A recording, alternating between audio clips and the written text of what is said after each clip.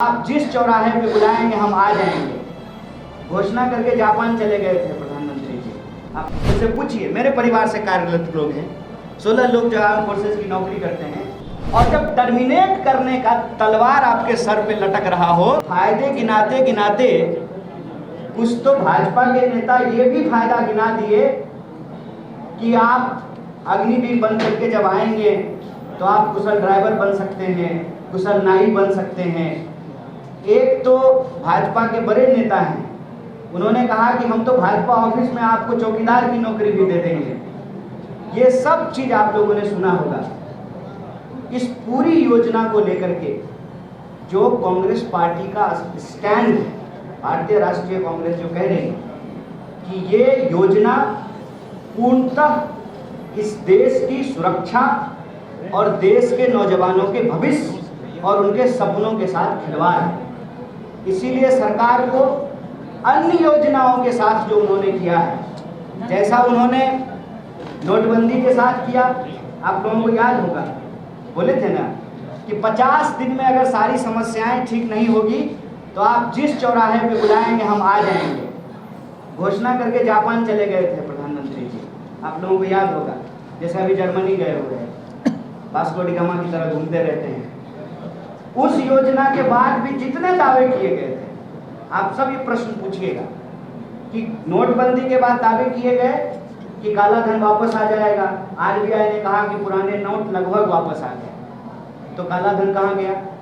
और आपकी सूचना के लिए स्विस बैंक में भारतीयों का जमा पैसा आज ऐतिहासिक रूप से सबसे ज़्यादा है और डॉलर के मुकाबले रुपया ऐतिहासिक रूप से सबसे नीचे है। तो नोटबंदी के साथ वही हुआ। जीएसटी के साथ आप जानते हैं 36 बार से ज़्यादा जीएसटी में अमेंडमेंट हो चुका है, उसके नियम में बदलाव किए जा चुके हैं। उसके बाद कृषि कानून आया। कृषि कानून के वक्त भी बार बार क्या कह रहे थे, कृषि मंत्री कह रहे थे कि किसी भी सूरत में जो है कृषि कानून वापस नहीं लेंगे। चुनाव आया, चुनाव को देखते हुए और किसान जो लगातार 700 से ज़्यादा किसानों ने अपनी शहादत दी, 1 साल से ज़्यादा तक शांतिपूर्ण तरीके से संघर्ष किया, सब तरह के आरोप उन्होंने झेले। क्या क्या नहीं कहा गया किसानों को, सब कुछ कहा गया। आतंकवादी, नक्सली, खालिस्तानी, क्या क्या नहीं कहा गया। उनके ऊपर थार दौड़ा दिया गया। मंत्री जी के बेटा ने किसानों के ऊपर थार चढ़ा दिया और उनको जो है शानदार जो है सुरक्षा और स्वागत सरकार के प्रोटेक्शन में मिला। लेकिन किसान अड़े रहे कि यह गलत है और किसान आंदोलन के दबाव में कृषि कानून वापस लेना पड़ा। आप जानते हैं कि आज ही जिस कार्यक्रम में हमारे बाकी लोग शिरकत कर रहे हैं, इसी तरह से मजदूरों के लिए भी जो है लेबर कोड लाया गया है, जिसका मजदूर विरोध कर रहे हैं। और ये जो अग्निपथ योजना है, उस अग्निपथ योजना के बारे में भी इस देश के नौजवानों ने अपना प्रतिरोध व्यक्त किया। और मजेदार बात यह है कि ये कहते हैं कि जो सेवारत सेना प्रमुख हैं वो फायदे गिना रहे हैं, वो सम्मानित हैं, उनके पक्ष में हम लोग उनके विरोध में कुछ नहीं कह सकते, कहना नहीं चाहिए, क्योंकि सेना हमारे लिए सम्मान की चीज़ है। लेकिन आप लोगों का मैं ध्यान दिलाना चाहता हूँ कि जो वेटरन्स हैं, चाहे उनको परमवीर चक्र मिला है, तमाम तरह के जो उनको सम्मान मिले हैं, वो इसका विरोध कर रहे हैं। और आप सेना के भीतर जो आपके भी परिवार से कार्यरत लोग हैं, उनसे पूछिए, मेरे परिवार से कार्यरत लोग हैं, 16 लोग जो आर्म फोर्सेस की नौकरी करते हैं, आप उनसे पूछिए, वो आपको बताएंगे एक एक करके किस योजना की समस्या क्या है। पहला, ये योजना आने के बाद सेना के अंदर अस्थायी भर्तियां समाप्त कर दी गई हैं। इस बात को सरकार की तरफ से नहीं बोला जा रहा है,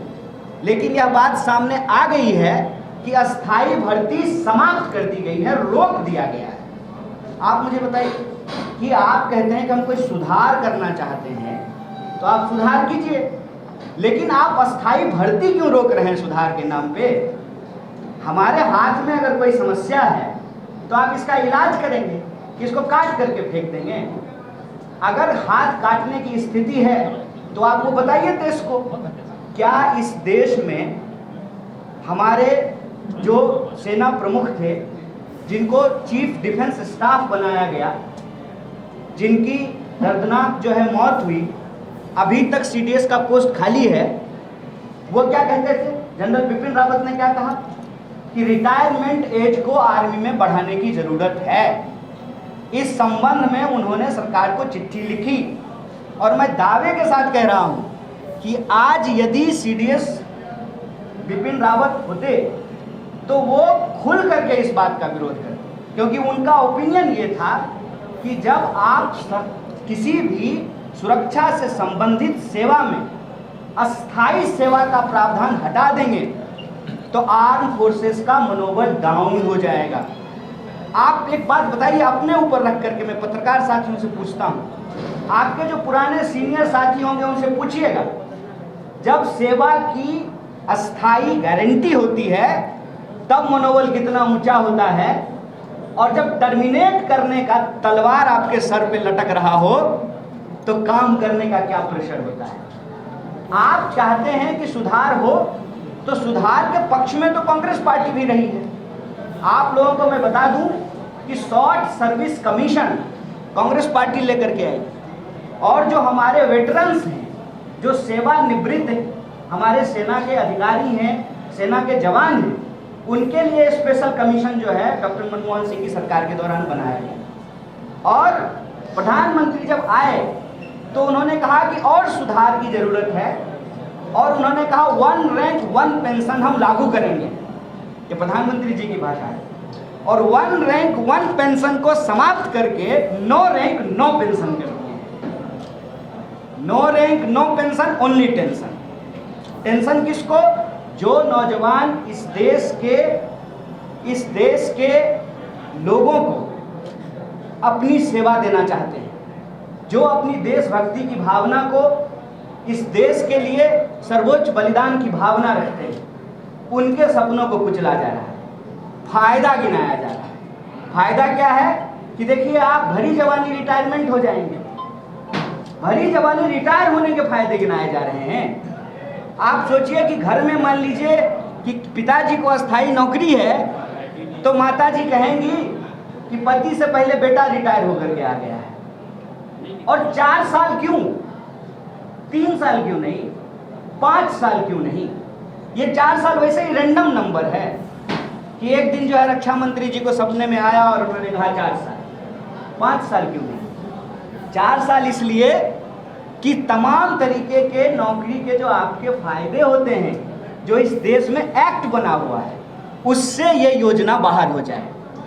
आपको ग्रेच्युटी नहीं मिलेगी, आपको तमाम तरह की दूसरी सुविधाएं नहीं मिलेगी। और आपको मैं याद दिला दूं, पहली बार जब योजना घोषित की गई थी तो टीए का भी बात नहीं किया गया था। जब विरोध होना शुरू हुआ तो आनन फानन में जो है 2 अमेंडमेंट लाए गए, मतलब योजना आई ही है, 2 अमेंडमेंट हो चुका है। तो ये लोग इस योजना को लेकर के कितना गंभीर है, इस बात को आप समझ लीजिए। कह रहे हैं वॉरफेयर बदल गया है, हमको एवरेज एज जो है वो घटाना है। आप हमको एक बात बताइए, हमने जो है, हमारी सेना ने बड़े बड़े वॉर जीते हैं ना, इसी सेना से, भारत की सेना ने तमाम वॉर जीते हैं, और जितना प्रमुख सम्मान है, क्या वो 30 वर्ष से ज़्यादा या 30 वर्ष के लोगों को नहीं मिला है? तर्क क्या है? असल जो बात है कि छुपा रहे हैं देश से। तर्क ये है कि हमारे देश के बजट में सबसे प्रमुख बजट होता है डिफेंस का। डिफेंस बजट का 40% जो है वो लोगों की सेवा देने के बदले जो उनको सुविधाएं दी जाती हैं उस पर खर्च होता है।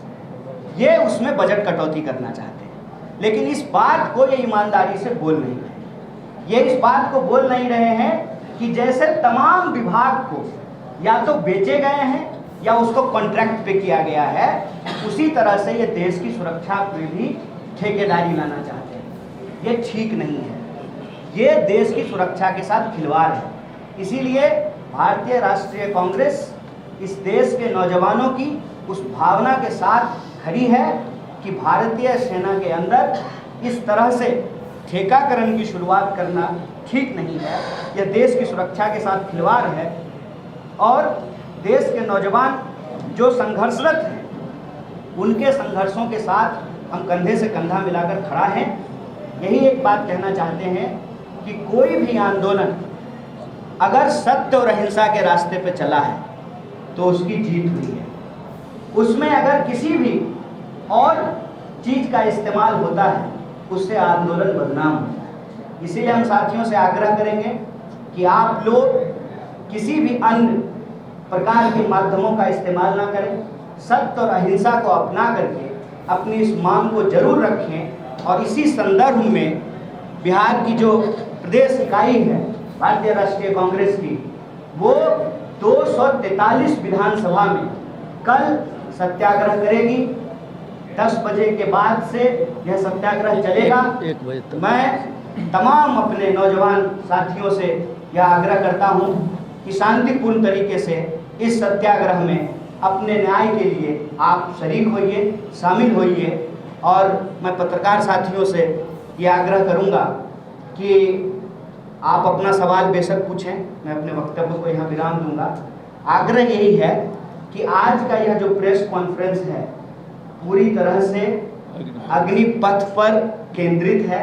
इसीलिए मैं पहले चाहता था कि डिस्क्लेमर के तौर पे यह बात बोल दूं, लेकिन आपसे आग्रह के तौर पे ही बोलता हूं। सब पुराने साथी हैं, वो सारे चेहरे हैं जिनको हम जानते हैं, कई बार उन्होंने हमसे बातचीत हुई है।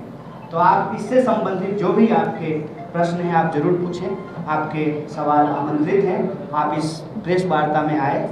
आप तमाम लोगों का बहुत बहुत धन्यवाद, बहुत बहुत शुक्रिया। सर, पेंशन योजना पे सर पेंशन जो खत्म हुई है, इसका समाधान क्या है? क्या समाधान है? केवल आंदोलन खड़ा करना चाहते हैं आप लोग कि इसका समाधान भी आपके पास है?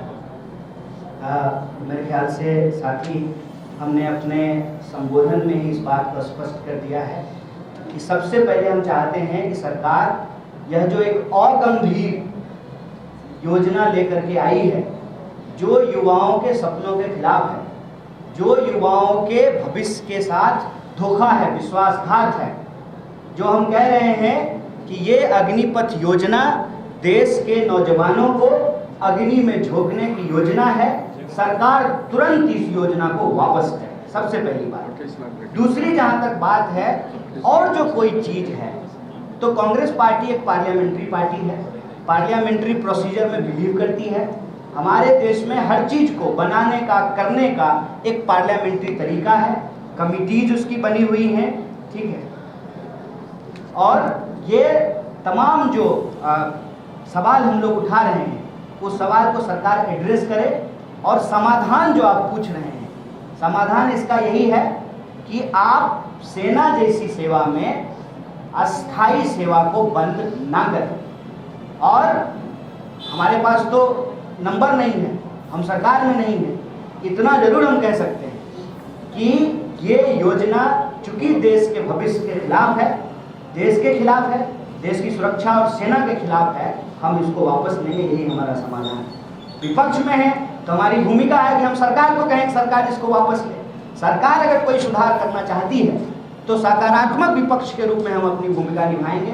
जितनी कमेटियां हैं उससे वो डिस्कस करें, स्टेक होल्डर से बात करें, पार्लियामेंट में डिस्कशन करें।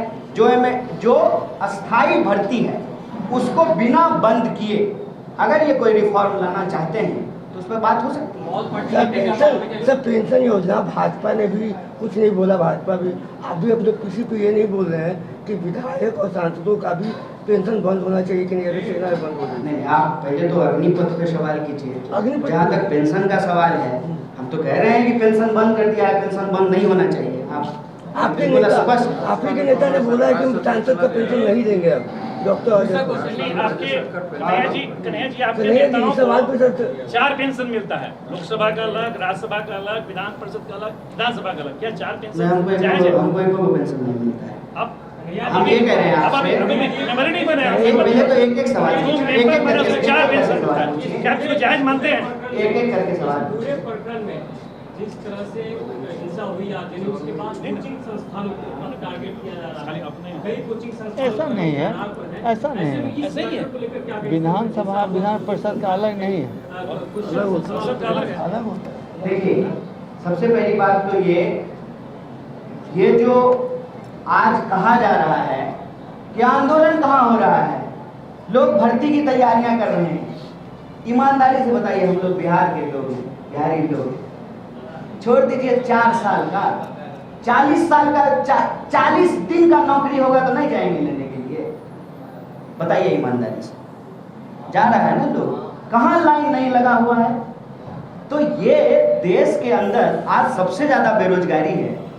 आप देखेंगे लाखों पोस्ट खाली हैं। मैंने अपने प्रेस कॉन्फ्रेंस में एक जगह कहा 28 लाख, 26 लाख से ज्यादा पोस्ट खाली हैं। बात जान लीजिए, लाखों पोस्ट। अगर आप पूरे राज्य की को भी उसमें जोड़ दें तो लगभग 60 लाख से ज्यादा पोस्ट जो है वो खाली है। हम कह रहे हैं कि रोजगार का सवाल तो है ही एक जगह पे, बेरोजगारी का सवाल तो है ही एक जगह पे। ये उससे आगे बढ़ करके एक बात है कि सेना सिर्फ रोजगार का मसला नहीं है, ये आपकी देश की सुरक्षा का भी सवाल है।